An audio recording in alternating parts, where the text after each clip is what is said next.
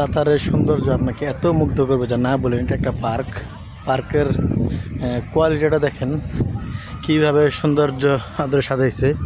এটা দোহা old port area, এত সুন্দর করে এরিয়াটা সাজানো।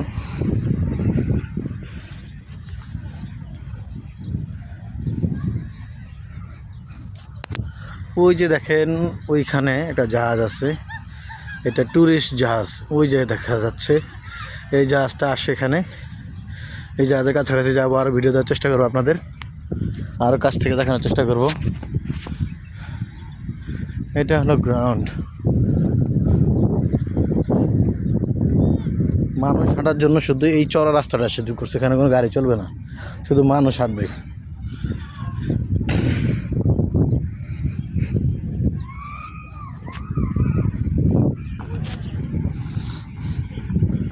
ওল্ড দোহা পোর্ট এরিয়া।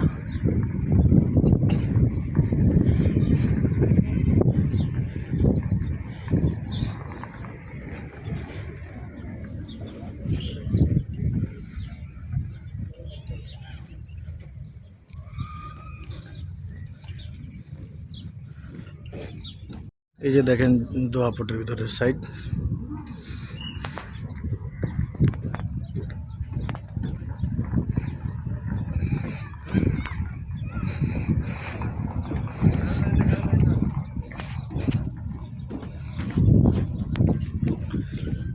না বললেই না, খুব সুন্দর জায়গা।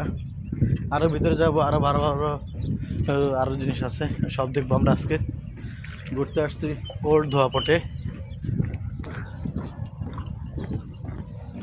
এই সাইড যাবেন।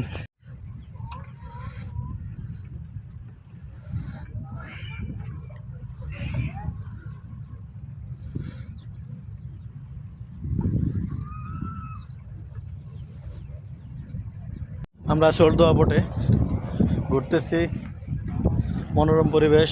এগুলো বোর্ড, এই বোর্ড এখান থেকে ভাড়া নেওয়া যায়।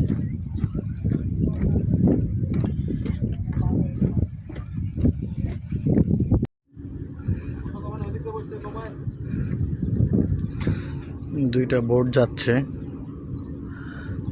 এইটা হলো কাতার স্টেডিয়াম, এটা স্টেডিয়াম, এটা পানির নিচে, অনেকটা বেশিরভাগ পানির নিচে। এটা কাতারের সমুদ্রের তলদেশে তৈরি করা হয়েছে এই স্টেডিয়াম। আমরা আছি ওল্ড দোহা পোর্টে। ওল্ড দোহা পোর্টে এই ইয়টগুলো ভাড়া দেওয়া হয়, আপনারা যে কেউ আসলে এগুলো ভাড়া নিতে পারবেন। এরিয়াটা না বলে সৌন্দর্যের দিক দিয়ে অসাধারণ। ওল্ড দোহা পোর্ট এর আগে এসেছি আমি, রাতের বার আসছিলাম, রাতের ভিডিও মান আপনারা দেখেছেন। তো আজকে আবার বিকালের আবহাওয়া চলে আসলাম আপনাদের কিছু দেখানোর জন্য, নিজের কিছু দেখার জন্য। সমুদ্র আসলে অসাধারণ। যেরকম অনেক জাহাজ আছে, শিপ আছে, নৌকা আছে, ওগুলো মাছ ধরার বোট।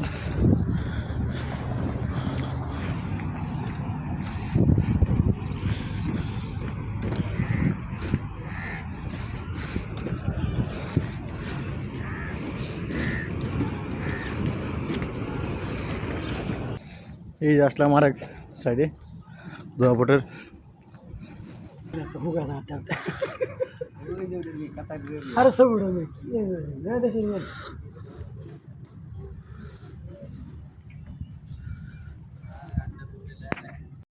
জন্য শুধু এই জায়গাগুলো অনলি গাড়ি পার্কিং করবে, আরও আছে জায়গা, চাইরো সাইডে পার্কিংয়ের জায়গা আছে।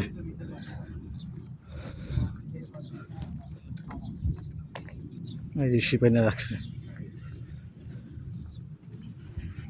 বোট। এই যে দেখেন জাহাজের কাছাকাছি আমরা চলে এসেছি, আমরা এই জাহাজ দেখব।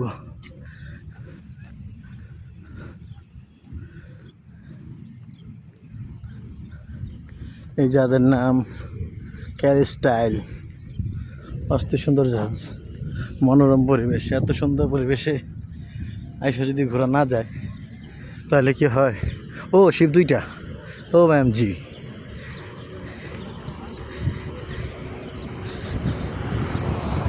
OMG মানে অনেকে বলে ও মাই গড, আর অনেকে বলে ও মা গো। আর একটা মিনি 25 সেই রকমেরই গায়ে, সেই রকম মাথা নষ্ট, দেখলে তো খালি দেখতেই হয়।